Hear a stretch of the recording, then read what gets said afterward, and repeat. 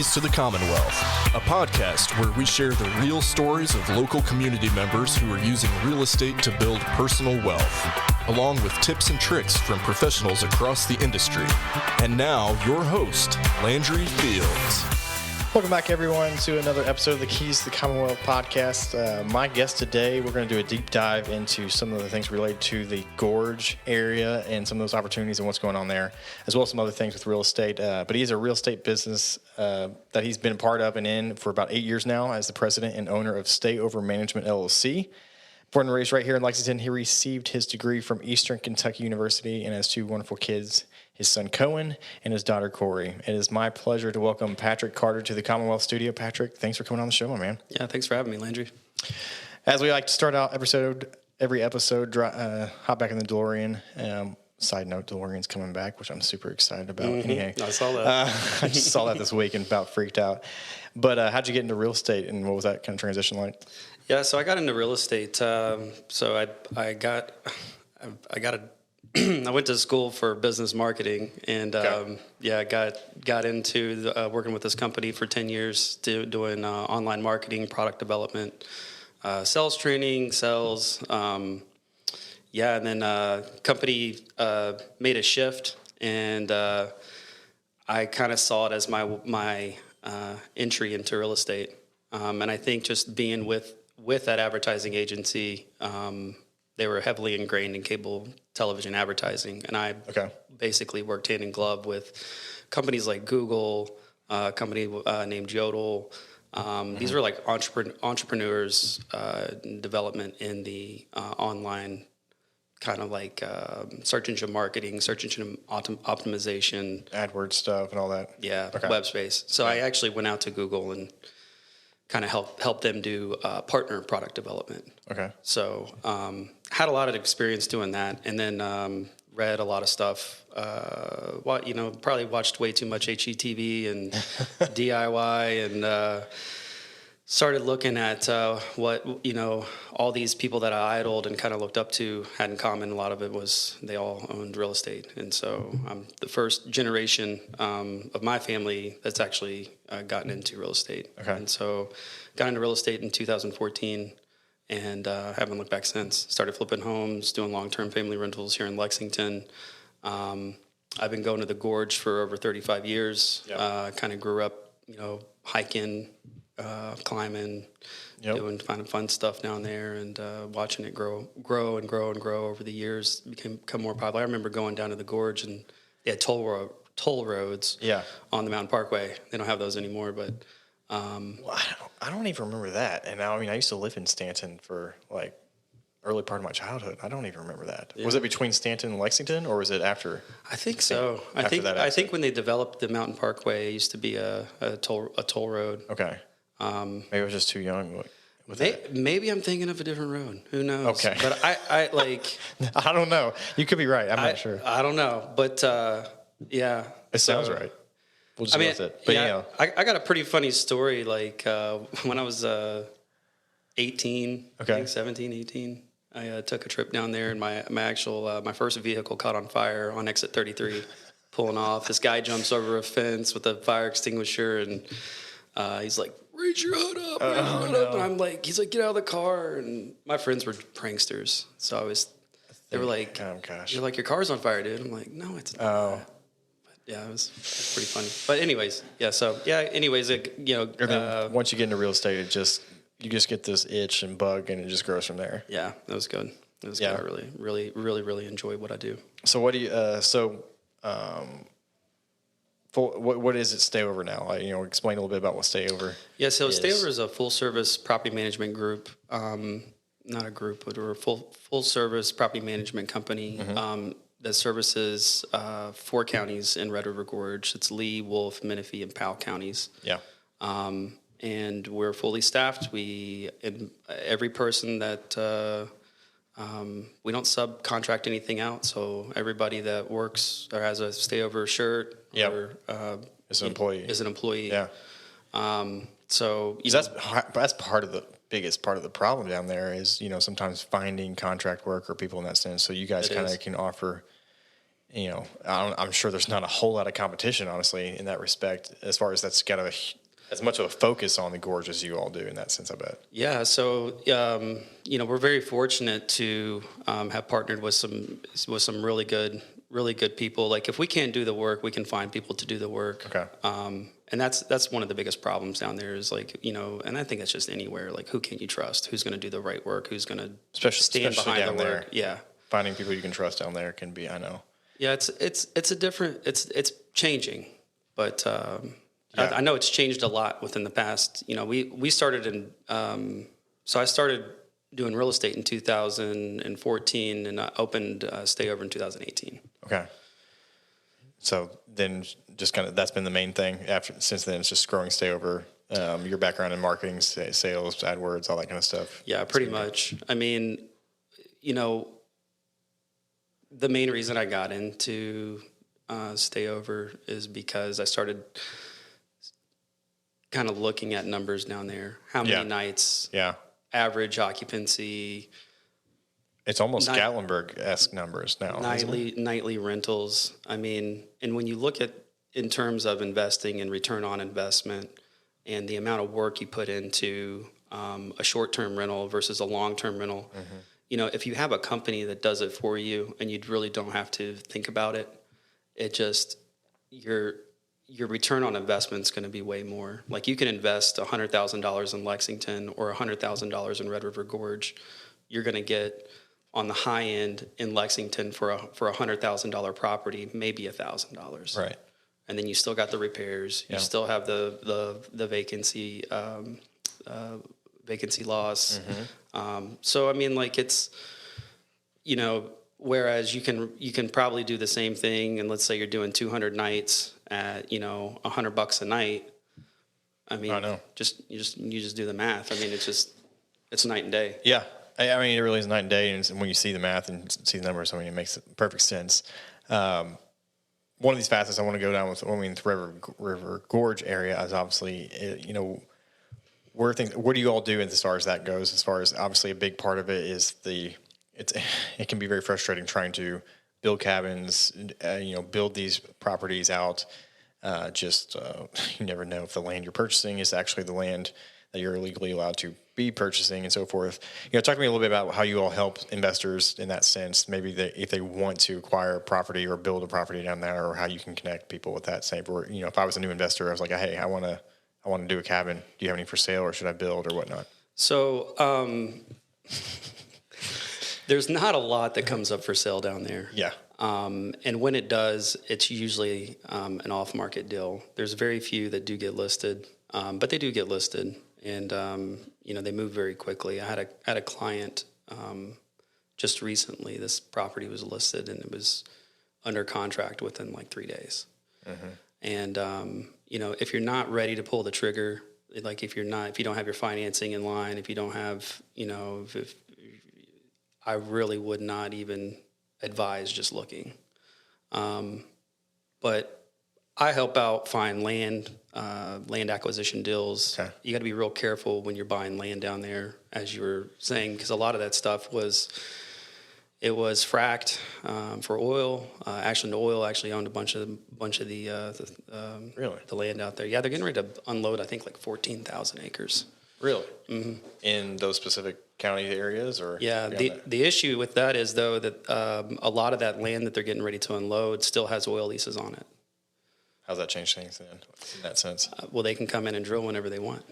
They have access to the property, so they can come in, put their oil wells wherever they want, bring their oil trucks in, put their pretty much wherever they want to do it. So like buying land in and around there, you got to look at it, infrastructure. How easy is it to get water? Can you get water? Mm-hmm. Can you get city water, or do you have to drill a well? Can you drill a well? What's underneath the land? Can you get electricity? Right.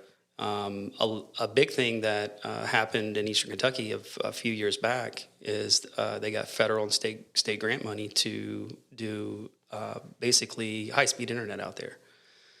Yeah. And one of the main goals is trying to get Eastern Kentucky more connected. Yeah. Because that's what people want. They want to escape. It's like 45 minutes, depending on part of Lexington you're from, it's It's so close.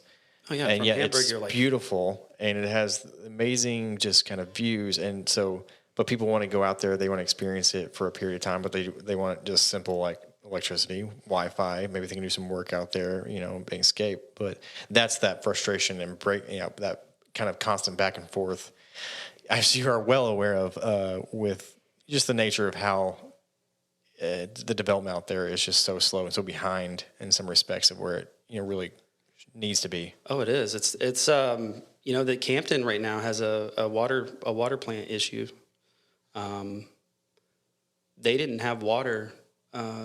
They just got a water treatment plant a decade ago. So when you look at in terms of like where they're at comparative to the rest of this is considered a first world country. They were actually didn't have clean water until 10 years ago. So, I mean, or even access, and then getting it developed out, and spread out to the areas that it needs to go. I mean, that took quite a bit of work. And, wow. Yeah, it's, I talk to a lot of people around Lexington, and it surprises me how many people do not know of Red River Gorge. Don't even know about it? No, I went and picked up some shirts today. I got some shirts embroidered, and I was talking to the guy, and he's from Lexington, lived in Lexington. I've never even heard of the Gorge. Didn't even know about it. What? I know. It's hard to believe. But in some senses, it's not, though, because, I mean, I obviously knew about it growing up closer to that area, but I guess I'm pretty sure I probably could find somebody that doesn't even know about it. You're right. I mean, it's not publicized here. I mean, I guess it was, for the most part, like you said, you were talking into, it was the hardcore kind of hiking and climbing community that was well aware of, it was on that radar map nationally. Oh yeah, Miguel's made the Gorge what it is, I believe. They wanted to originally, I think back in the 50s or 60s, they wanted to turn it into a lake. They wanted to dam it up and generate electricity and really dam up the Gorge. And when did Miguel's come in there? Ooh, 90s? Oh, was it 80s? I think it was in the 80s. Okay, I know. I can't remember I don't remember not having Miguel's there. Yeah, so he was. So now Red River Gorge is like a huge climbing destination. Oh, yeah. It's like a climbing mecca in the world. Yes. Most people have no idea. Like, you had people in the rock climbing side of things with the Olympics because they added rock climbing. And I remember seeing their stories on the Olympics, and they're like, oh, yeah, we went to Kentucky Red River Gorge, and that was kind of like We get climbers from Canada, California. I had some clients come down from Connecticut and Pennsylvania last week. We've hosted people from Europe, France, Australia.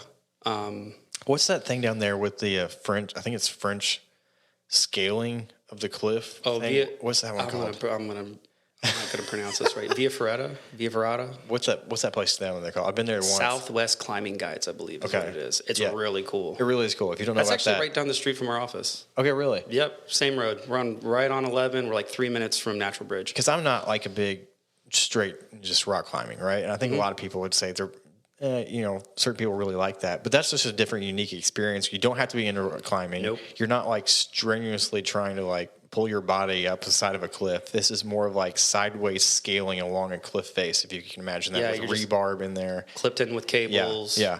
It's really cool. It's super safe. They give you all your harnesses. Yep. They teach you how to. You don't even go with a guide. Right. They kind of like teach you what to do, and then you go up there and do it yourself. Yeah. And they have different, obviously different skill levels but it's, we spent. I haven't even been to the zip line yet. That's been there for a while. Cool. That's really cool. I know it's been there for a while. And then the underground caves things I've done, and that's really cool. I haven't done like 5 or 6 zip line tours my whole life. And the one in the Gorge is really neat. Okay. It's really cool. The undergorge, Gorge underground cave. It's an old rock quarry that flooded. That's why they sold it. Interesting. So it was paddle boats or something like that, canoes. Yeah, they hit kayaks. Like that. It used to be kayaks. Now they have clear kayaks. Now they have SUPs, so you stand up paddle boards, and it's super neat. They have lights underneath them. They have these. It's really cool. But so they hit an aquifer, and that's what caused it to flood. Interesting. And they couldn't pump the water out quick enough, so they ended up just overnight, just like, well, Oh man, that's a story. I know. I'm sure. As far as where everything's progressing and going in the gorge, I know I've been hearing rumors of this from multiple sources. Kind of didn't want to kind of say anything about it until I kind of knew more and more about it. There's a couple scenarios. One, obviously, we know there's a potential for the big hotel, not hotel, but the resort thing down there. I don't know if you have any more to say on that. Let me start with that part of it. I know there was a 3-year option on that land. They need some of the big hospitality group to come in there and kind of partner with them if they do so. But I think we're kind of closing, unless they extended that option. So the guy that's behind that, and that actually does a lot of development in and around Red River Gorge, is in Teal. Okay. He kind of spearheaded that. It's about 900 acres, I believe. It's right behind the exits. It's right near exit 33. Behind the rest stop, kind of that acreage back there to the right. Yeah. Yep. And it goes quite a bit of ways. It's a lot of land, but he's been working on that for quite some time. Yeah. This isn't. I know COVID threw probably a huge wrench into that for sure. Well, actually, I think COVID helped out. Really? It did. Really? Because you got to think people, they couldn't go to the cities. Mm-hmm. They couldn't go to movie theaters. Couldn't go to the beaches. Oh yeah. I was thinking more from standpoint of it causing a delay in it kind of scenario. I don't think it did. I think what ended up happening is it got more hype. Interesting. Because of it. I mean, so as of right now, it's still on the table, I assume, right? In some respects, or as far as we know? I think it is. If you look at the infrastructure down there, and that's why they did an environmental impact study and infrastructure plan, master plan, and they wanted to see what the size of the resort was going to be. Mm-hmm. How are you going to get people in and out of there? How are you going to get water to it? How are you going to do sewage? Mm-hmm. How are you going to do a lot of these things that's going to be required of a resort type place? It's a destination. I think it'd be good for the area if they did it correctly. Yes, I think so too. I mean, being originally from Powell County in some respects, I mean, I don't want to see it become Pigeon Forge or anything like that, but I don't think there could be a special aspect of it that, if you could find, I think there was even maybe a brewery or distillery potentially planned for that thing too, which would be awesome down there, right? That'd be great. Amazing. If you had a brewery down there or something Country boy, please come down to Red River Gorge. Please open up a brewery down there. It would 100% kill. Oh, it would. 100% would just, you go on a national level almost at that point. I think there's a lot of stuff that can be really cool. I think Ian Teal's putting in a putt golf course, which I don't know. I don't know. It's like Pigeon Forge-ish, but I think just giving people things to do. When I started in 2018, a lot of the management companies down there would winterize their cabins. We don't do that anymore. Yeah, we did because of demand. But yeah, because of demand. Yeah. So we were running at probably 20-30% roughly in the winter months, and that the slow season there is December, January, February. When did that kind of change though, as far as we need to start keeping these things open? Every year since, so we stay open 365 days a year. We're open from 9 to 5, 365 days a year. We have 24-hour emergency services. So we've done that since 2018. But what I've seen is our occupancy rates going up. This year we did almost 60% occupancy in February. Which is huge. Yeah. That's huge. And I think it's because restaurants like Miguel's. Yeah. Restaurants, so Miguel stayed open for 2 years in a row, year-round. First time they've ever done that. La Cabana. That's where I forgot they used to close down for that period of time. Yeah, everybody did. Everybody. Yeah. All your shops, everybody would shut down. They would shut down December, or really November. So, and honestly, I guess that's kind of the first wave of okay, this is going to start transitioning, seeing now we're getting consistent year-round scenarios versus just seasonal. And I think that's really probably so. Speaking to more of a country boy would go down there, national prominence would be on the table potentially. In that, like I said, there's been a lot of rumors that I've heard from different sources, different people. I've been trying to confirm that there seems to be this some things going on, maybe behind the scenes or other stuff as far as potential for the Gorge to become a national park. I think it's probably the next natural progression for it. It's primed. And it fits all those, specifics in some respects there. It does, and I really think dubbing it as a national park and giving it the title that I really think it deserves. It's a beautiful area. I think it would help out for infrastructure. And that's what I was going to say. If that happens, what then happens? That's the question start for a lot of people. Federal money, you start getting more state money for the parks, you get more, because right now they're running, they have a search and rescue team that's all volunteer based. Really? Yeah. They get stuff that's donated or they have grant money that will pay for their equipment and, life support stuff and, ways to get them to and from and in and out. But like the actual bodies there, like they're all volunteers. Most of the firefighters down there are volunteers. Yeah. So like when you start getting when you dub something as a national park, I feel like you start getting federal money from it. It gets federal recognition. You're going to get the wildlife management, beefed up. Yeah. You're going to have more and more. Because you can get Wi-Fi in most of the national parks and stuff like that too, which is. And down there, like Powell County doesn't really have high-speed internet, but Campton does, and it's coming. It's really? Yeah. I know. Well, it started Eastern Kentucky. Oh, okay. So you had to think. So it's moving towards Lexington in that sense. So they were trying to help it. Like I think West Liberty has it. Yeah. Jackson has it. Campton. I think Lee County has it. This is a dumb question. When they say high speed internet, what are they saying? Fiber. High speed. Okay, actually fiber. Yeah, okay. 1 gig. Okay. I'm not even sure we have that. I think we have that here at this office now. Yeah, I just got that last year at my home. Yeah. Because that's a national. If that happens, that's what really is the kicker that's needed to help. Like you were talking about with the potential for that resort. It's not that you can just build a resort. There's so many other factors at play that are not normal part of the conversation that have to be addressed in that sense. As far as, like you said, people don't think about the water, the sewage, if you have a lot more people, there's just going to be a lot more demands for some of these things that need to be addressed. Well, and then just people to run it. That's true too, which is why it almost seems like buying property just in Stanton area and so forth, or Campton, those properties could start becoming, raising in value. Not the Lexington type of speed, but could start increasing in some respects because of that. Oh, they definitely are.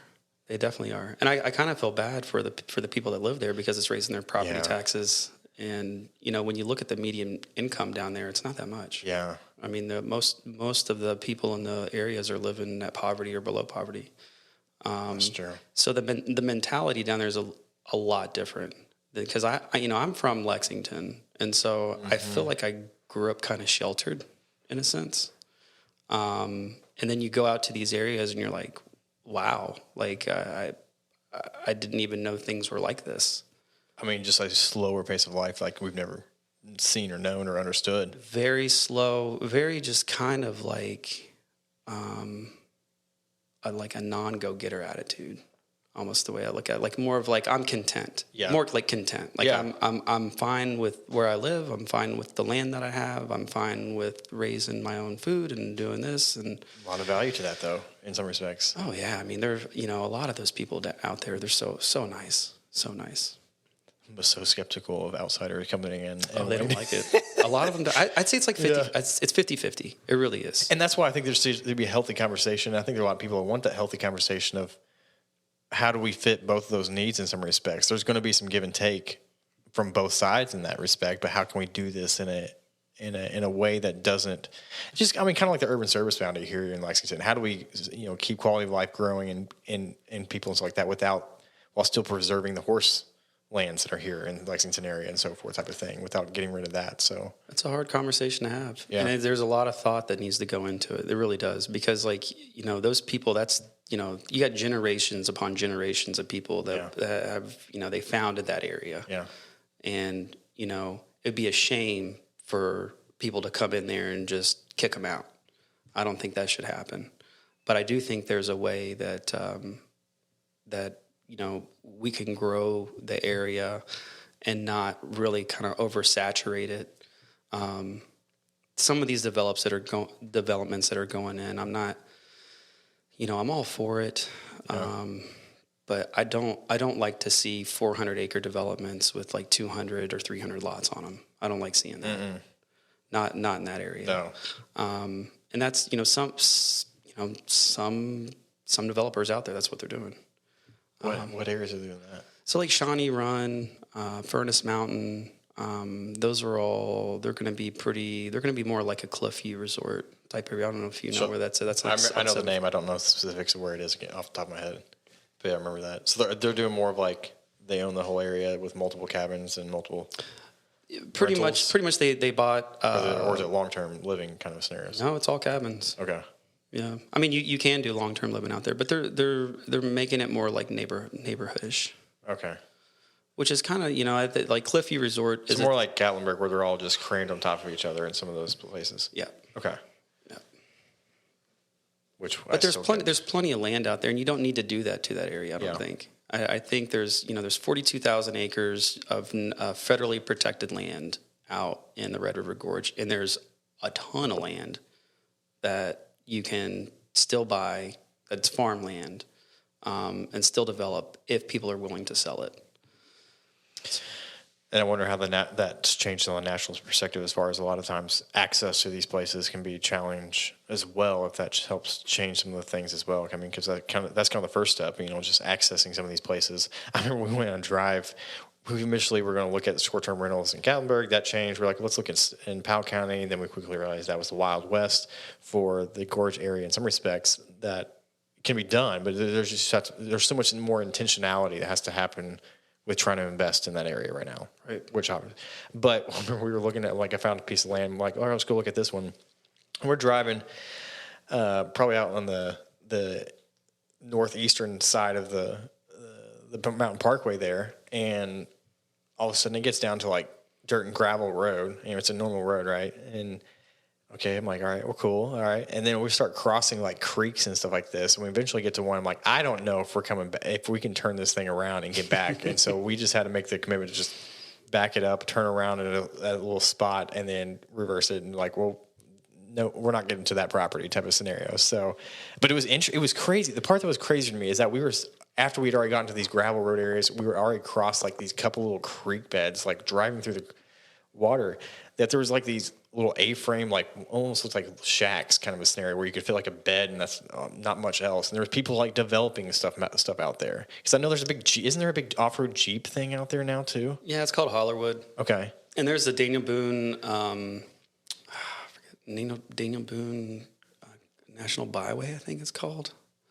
But basically, it's a trail that runs from I think down in Stanton, runs from Stanton, goes all the way. I think goes all the way to Tennessee. I mean, it's long. It's long. It goes quite a bit of ways. And people Jeep that all the time. Off the south side of that exit, then. Because Stanton's on the north. Yeah, so you got to go through. You got to go through town. It's near like I want to say it's near like Lower Cane Creek. Happy Top. Past that. Yeah, I don't know. Okay. But yeah, they have Hollerwoods out there. But yeah, a lot. So I went and saw a piece of land the other day. It was $900,000, and I think it was like 20 acres. They had 3 buildings on it, and they were all like vinyl sided shacks. I was like, you got to be kidding me. So, yeah, I mean, like, you can go down there and build whatever. And I think that's what, like, TikTok and social media has led people to believe is, like, well, if you build it and it's unique, then people will stay there and you can make a bunch of money doing it. Well, you can if you do it right. You do it right, and if people want to stay there. If it's just a vinyl shack, I don't want to go stay in that facility. Yeah, exactly. So, I mean, like, when we partner with our clients, we're kind of looked to as experts in that area. What is going to give a cabin or a property kind of the uniqueness that the Airbnb, I say Airbnb, sure, but like short-term rentals. Yeah, short-term rentals is really what vacation destination. Yeah. What are people really looking for?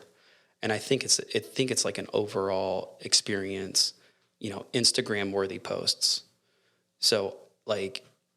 And to that point, I mean, are people building that level of things down there in that area now? Because I know for a long time it was just like typical, it sufficed. It was a cabin, but it wasn't always necessarily like, oh, this is something that is nice. Like, people are looking for a vacation type of scenario where it's elevated. People are willing to pay more money if they're in that sense too. So have you seen the Cliff Dweller off of It's basically a cabin, a 10 by 10 cabin bolted into the side of a cliff. I think it's a small cabin though, right? I think. Yeah, 10 by 10. So it's 10 by 10, yeah. It's 100 square feet. There's like 200 and something steps to get up to it. Yeah. There's a couple other floating type geodomes, stuff like that. Yep. Which is definitely more unique in that sense. But, I'm also talking about more of just like luxury A-frames or things of that nature that like. Yeah, I got a client right now that's, so I'm partnered with a builder down there. He's actually from Campton, and like he's doing some really cool stuff. He's probably booked out for 5 years at this point, probably too, right? Oh yeah, he's not taking on any more clients. He's really not. Yeah. So I'm like, he does stuff for me, but like I can't even get him to do stuff for me now. I'm like, come on, man. Which means we need more quality people building some stuff down there in some respects. But I've been trying to get people from Lexington to go down there, but with gas prices the way they are, I mean the travel time, I mean their time, I mean I think you'd be paying a lot of money to get somebody from Lexington to go down there and do it. There's definitely a ton of opportunity. Even if somebody just lived in Mount Sterling or Winchester. I'm like, man, I kind of miss I know how much my builder, I don't know how much he makes, but I have an idea. Yeah. And I'm like, man, he is killing it. He is absolutely killing it. Because the good ones are hard to find out there, 100%. Oh, yeah. Well, cool, man. Hey, any professional or personal goals you're working on this year? I am, I'm always developing. Yeah. I think I just, I'm always like trying to be better, trying to be a better father, trying to be a better friend, trying to be a better son. So I mean, I think as long as I'm just continuing to work on myself and giving back as much as I can, I think that's kind of like my ultimate goal. Yeah. What was your favorite concert you ever went to? Favorite concert? Yeah. Probably Linkin Park Meteor Tour. Oh, nice. I loved it. It was a long time ago. I was a big Linkin Park fan back in my day. I don't think I've talked to you. I think I was making any music, and so my pants are still a little bit tighter, and half my closet is still black. But nice. I'm grateful that did not happen, though. In all honesty, and with the exciting career of insurance and now real estate investing as well. So, you got any rentals yourself? I assume. I do. Yeah, I have 23 long-term rentals in Lexington. And then I have 7 cabins in Red River Gorge, and then 1 commercial property in Red River Gorge, which is our office. Nice. Kind of rent that back to myself. But that's how you do it right there. I mean, as far as Kentucky goes, somebody's moving to Kentucky. We got a lot of people coming to Kentucky now. I mean, what's some of your favorite parts about Kentucky or the Gorge in specifics that maybe they don't know about? I really have fallen in love with Campton. I own some property in Stanton. I show a lot of properties. That's the exit past Slade, right? So that next town and exit past Slade once you get through the... Well, actually, Wolfe County and Powell County meet right on 11. So you can take exit 33. It depends on what side of Campton you're on. So if you're shooting for if you're talking about the city... When I shouldn't say Campton, I should say Wolfe County. Okay. So Wolfe County, and then you have the city of Campton. You're right. The city of Campton's like exit 40 or 43 or something. Yeah, like that. 44, I think. But then you have the Beattyville exit, which is exit 40, and then exit 33 is the Slade exit. Okay. So you can get to Wolfe County from either of those exits, and I think Do you think that seems to be the logical place for development, maybe other restaurants? People don't want to go crazy on the commercialized kind of side of things, but do you think that makes more logical sense for that area as opposed to Stanton itself type of thing? I think a lot of businesses, what I've seen, Miguel's son, Dario, built this awesome Red Point barbecue restaurant out in Wolfe County. I've heard about that one. It's right off 715. It's really close to our office. Is that bad for you? It is bad because, their portions are massive. Yeah. And, they come strong with the food game. Yeah. And it's, their food slaps. They'll feed you well in the South and Eastern Kentucky. It's really good. And what's really cool about it is he kind of turned it into, it's got like a bourbon bar, so it's kind of like Kentucky themed. Okay. And 3 years ago or 2 years ago, they didn't even have beer sales down there. Could not. So that is a thing now? So that's a thing. Now, in Wolfe County, they don't do sales on Sunday. But Powell County, they do. So it's now wet. So it's wet. I know usually it was moist. It starts out in some respects sometimes in some of these counties. Oh, yeah. And like I said, when it was a 50-50, I mean, it was real close. How long ago was that when it changed? You're talking Bible Belt here, buddy. Right. Like, my dad's a pastor in Powell County, so there you go. I know what you're talking about here. Yep. No, but when did it become wet? I mean, it was a recently? Yeah, I think it was like 2 years ago. Okay. I was going to say it seems real recent. So that's true. Because it might have been 3 years ago. I don't know. My years run together as I get older. So that's true. Nice. But it's I think the natural progression, I mean, Powell County and Wolfe County both have its perks. Campton does have a lot of things that it can improve on, but I think there's a lot of opportunity down there, like a ton of opportunity. Yeah. And quite honestly, I feel like Campton and Wolfe County has a lot of beautiful land. Lee County has a lot of beautiful land. I mean, I think a lot of that's attributing to, what was it recently, where it was ranked one of the number one spots or potential growth areas for Airbnb or short-term rentals in the country, I believe, right? Yeah. Something along those lines. Yeah. And I think people are starting to realize that. I mean, I get calls. I probably get 3-4 leads a week, solid leads. Looking to purchase or build? Yeah, or looking to purchase, build. Some people have cabins that they're just family cabins. Yeah. Because, when you look at, property management down there, the reason I got in down there is because I knew I could do things different. And I knew I could make the investor money. Yeah. When I tried to get in down there and have somebody do it for me, I was running the numbers. I couldn't make any money. I was breaking even. So I was like, well, okay, so I'm just getting a vacation home. Yeah. I don't know. And when I look at investing, I want my money to make money for me, not just kind of be like a savings account, I guess. 100%. That's why you get into it. So if anybody wants to, connect with you on, if they've got a cabin they're wanting to start adding more on the short-term side, or build, buy, purchase, interested in just where things are going and be on the radar, how can they get hold of you, in touch with you? Yeah, best way is to text me. 859-940-8589 is my cell. You can also call our office, 606-268-8787, or send us an email at info@stayovernow.com. Or you can email me personally at pcarter@stayovernow.com. Perfect. Appreciate you coming on the show today. Appreciate everybody joining us here on the show as well. Make sure to subscribe to the podcast, and we'll see everybody back here for another episode of Keys to the Commonwealth podcast. Patrick, thanks for coming on the show, man. All right. Thank you, Landry.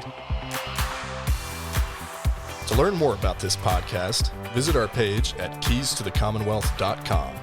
To connect with Landry regarding insuring your investment portfolio, email Landry at novainsuranceGroup.com or call 859-687-2004.